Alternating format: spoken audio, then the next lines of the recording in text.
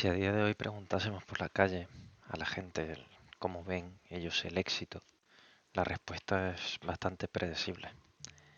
Seguramente nos dirán que es el éxito, es el ejecutivo que está en lo más alto de una empresa, el influencer que tiene millones de seguidores, ese político que ha llegado a un cargo de mucho poder. Subir, conquistar, dominar. La historia de la humanidad es una pirámide y todos estamos programados para escalar lo más alto posible.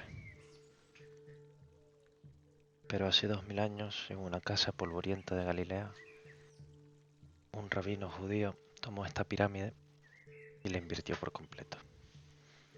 Hoy exploraremos cómo un pequeño niño, que en el mundo antiguo literalmente valía menos que un animal de granja, se convirtió en el arma de Jesús para destruir la ambición de sus seguidores.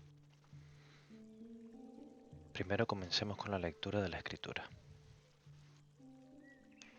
Cuando se fueron de allí, pasaron por Galilea, pero Jesús no quiso que nadie lo supiera porque estaba enseñando a sus discípulos.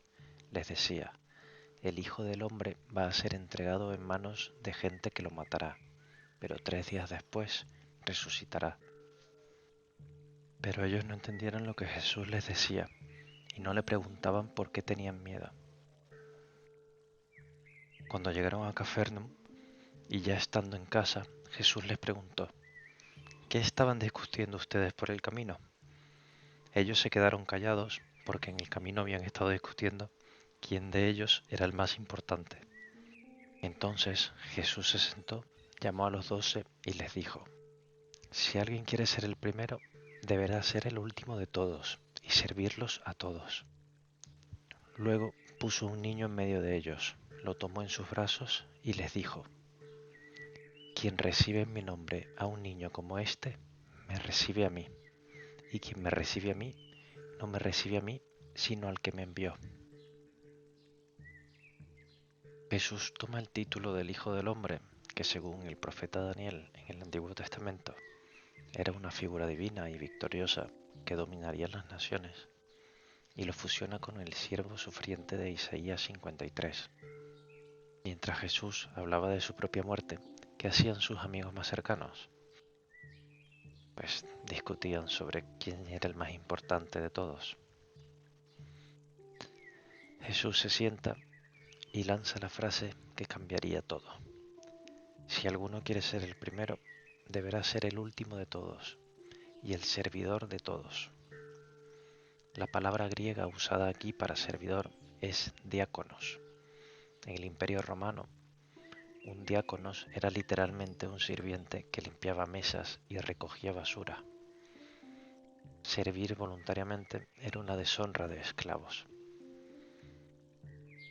Para ilustrar esto de forma brutal, pues Jesús nos trae a un niño que en el siglo I era el estrato más bajo de la sociedad. Bajo la ley romana del patria potestas, un niño no tenía derecho legal, era propiedad de su padre, y si un padre no quería a un bebé, podía legalmente tirarlo a la calle. San Juan Crisóstomo, predicando en Antioquía en el siglo IV, entendió esta táctica y escribió: por esto llamó a un niño y lo puso en medio de ellos, para curar la enfermedad de la soberbia y la vanagloria, y para encarecer más la lección, tomándolo en sus brazos, dice: el que reciba a uno de tales niños en mi nombre, a mí me recibe. ¿Cómo reaccionaron los primeros cristianos a este mandato? Pues en el Imperio Romano existía la práctica de la exposición. Los bebés no deseados, frecuentemente niños o niñas con deformidades, eran literalmente arrojados al basurero. Los primeros cristianos, impactados por este mensaje e intentando aplicar sus enseñanzas, se dedicaban a patrullar los basureros. Familias pobres cristianas recogían a estos recién nacidos descartados por sus padres y se los llevaban a casa y los adoptaban. La carta a Diogneto, un documento del año 130, dice con orgullo sobre los cristianos: engendran hijos, pero no exponen o no abandonan a su descendencia. También hay una hermosa tradición o historia de la Iglesia antigua que cuenta que el niño que Jesús cargó en sus brazos ese día creció y se convirtió en un hombre llamado Ignacio, al que conocemos como San Ignacio de Antioquía. Décadas después, Ignacio se convirtió en uno de los obispos más importantes del cristianismo, pero en lugar de usar su poder para vivir como un rey o un privilegiado, vivió las palabras de Jesús hasta el final. Fue arrestado por el imperio y condenado a morir devorado por leones en el Coliseo romano.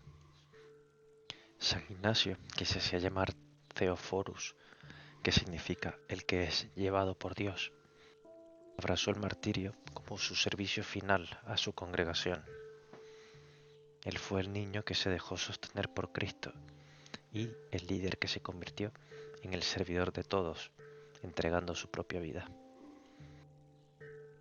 En el reino de Dios, la escalera del éxito no va hacia arriba para ayudarte a escalar, va hacia abajo para que ayudes a escalar a los que están por debajo tuya.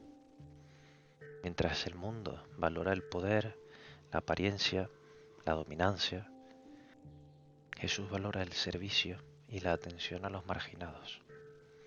Quien no es capaz de servir al necesitado jamás podrá abrazar a Dios. Mañana continuaremos exactamente donde nos quedamos hoy. Marcos 9, versículos 38 al 40. Inmediatamente después de esta lección de humildad, el apóstol Juan se acerca a Jesús para quejarse. Ha visto a alguien que no es de su grupo haciendo milagros en el nombre de Dios e intentaron detenerlo.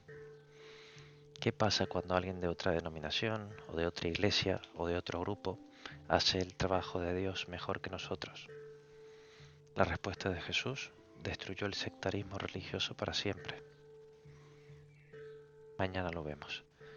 Si estos recorridos históricos por la Escritura te ayudan a ver la Biblia con ojos nuevos, suscríbete. Y si has llegado hasta aquí, gracias por escucharme. Soy tu mensajero a diario. Paz y bendiciones.